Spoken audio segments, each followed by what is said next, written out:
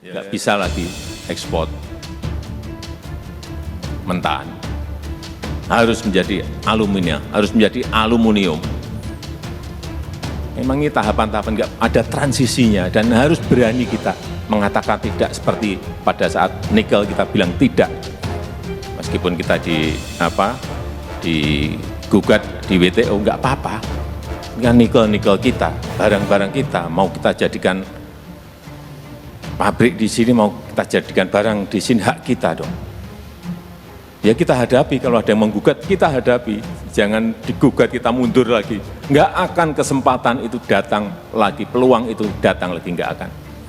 Ini kesempatan kita bisa mengintegrasikan industri-industri besar yang ada di dalam negeri. That we work towards more peace and more stability. But I also stressed at the time that this process was neither natural. Kalau secara umum ya Bu ya, kalau industri itu selalu mengatakan, atau bisnis itu selalu mengatakan itu dumping, itu tindakan dumping itu adalah strategi bisnis. Tetapi pada saat karena strategi bisnis itu merugikan negara, tujuan ekspor itu bermasalah. Makanya kita akan ada negara yang bisa, setiap negara bisa melakukan perlindungan. Kita juga mengalami itu Mbak. Jadi Mbak Sinta, itu Indonesia ini dihadapkan juga barang-barang impor dumping.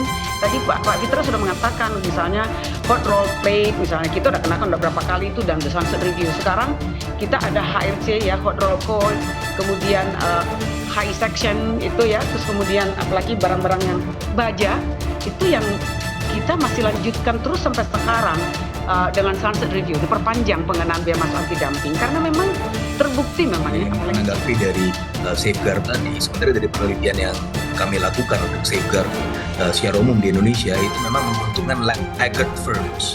Tetapi frontier firms itu tidak menjadi lebih diuntungkan tadi dengan alasan disampaikan Bu Dona tadi. Karena cost of production mereka menjadi lebih tinggi. Gitu kan. Jadi the whole microeconomic impact dengan safeguard pun itu secara umum kita lebih negatif.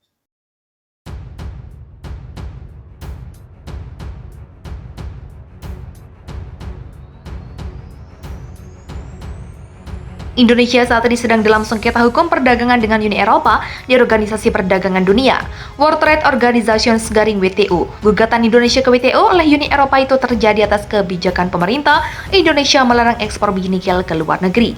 Pada Oktober 2022 kemarin, Indonesia dinyatakan kalah atas gugatan WTO itu.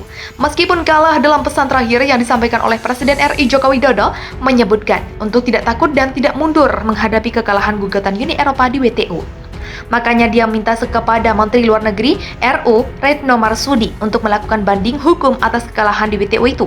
Saya sampaikan kepada Bu Menteri Luar Negeri Retno Marsudi untuk jangan mundur, ungkap Presiden Jokowi dalam acara HUT PDIP ke-50. Kalau banding nanti kalah, saya nggak tahu ada upaya apa lagi yang kita lakukan. Tapi itulah sebuah perdagangan yang kadang menekan sebuah negara agar mereka ikut aturan main yang dibuat negara besar. Sehingga kalau kita ekspornya kirimnya bahan mentah sampai kiamat, kita hanya menjadi negara berkembang tandas. Jokowi. Terungkap ternyata beberapa pihak yang menggugat Indonesia ke WTO adalah mantan penjajah Indonesia. Hal tersebut dikatakan oleh anggota Pokja Hilirisasi Mineral dan Batubara Kadin Joko Widajanto.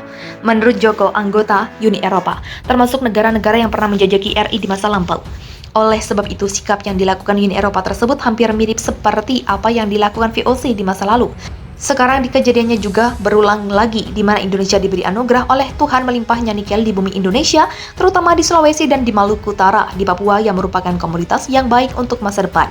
Joko menyebut nikel sendiri diketahui bakal menjadi komoditas yang strategis di masa depan. Melalui sumber mineral ini, ekosistem kendaraan listrik berbasis baterai akan terbangun. Jadi negara-negara yang mencoba untuk memasalahkan ekspor nikel ini latar belakangnya sebenarnya ingin menguasai sumber daya alam kita demi kemakmuran mereka. Tetapi mereka melupakan bahwa Pak Jokowi juga menyampaikan, mari kita membangun ekonomi dunia dengan semangat kerjasama, kata dia. Ketika Indonesia mengekspor bahan mentah tersebut, maka akan memberikan nilai tambah pajak dan lapangan pekerjaan bagi industri di kawasan tersebut. Lalu kita Indonesia yang notabene sebagai penghasil komoditas tersebut tidak mendapatkan apa-apa. Yang tak kalah mengejutkannya adalah ketika Presiden Jokowi berhasil mengambil alih mayoritas dari saham PT Freeport. Bahkan dalam sebuah kesempatan, Presiden Jokowi mengatakan bahwa jangan pernah terpikir lagi bahwa Freeport itu milik Amerika. Lantas bagaimana dengan taktik baru Presiden Jokowi melawan gugatan Uni Eropa? Memang ada beberapa alternatif yang cukup ekstrim dan perlu dilakukan oleh Indonesia. Namun hal tersebut tentunya harus dilakukan oleh Kementerian Indonesia agar kedaulatan Indonesia di dalam negeri terjaga. Sebagai informasi tambahan, ternyata Presiden Jokowi mendapatkan banyak dukungan dari berbagai pihak untuk melawan gugatan Uni Eropa tersebut. Langkah Indonesia yang siap melawan Uni Eropa di WTO mendapat dukungan dari pelaku usaha industri baja nasional. Hal ini menjadi sesuatu yang baik karena seluruh elemen di dalam negeri sepakat untuk melakukan hilirisasi industri. Maka dari itu hilirisasi industri akan dijalankan dengan kompak pada seluruh elemen. Ada beberapa protes diajukan oleh pemerintah Indonesia ke WTO mengenai kebijakan perdagangan Uni Eropa yang mengenakan biaya masuk anti-dumping dan biaya masuk imbalan atas baja dan impor asal Indonesia. Sebagai langkah awal, pemerintah Indonesia telah mengajukan konsultasi kepada Badan Sengketa WTO. Deputi Bidang Koordinasi Investasi dan Pertambangan Kementerian Koordinator Bidang Kemaritiman dan Investasi mengatakan aksi Indonesia ini adalah salah satu tindakan pertahanan menghadapi Uni Eropa. Terakhir, kita semakin maju. Kemarin di Eropa kita memasukkan gugatan ke WTO, jadi kita tidak hanya berdiam saja karena banyak negara berkembang yang sikapnya seperti itu. Menurut saya, jangan didiamkan, kita harus menentang, kita gugat balik Uni Eropa. Wassalam.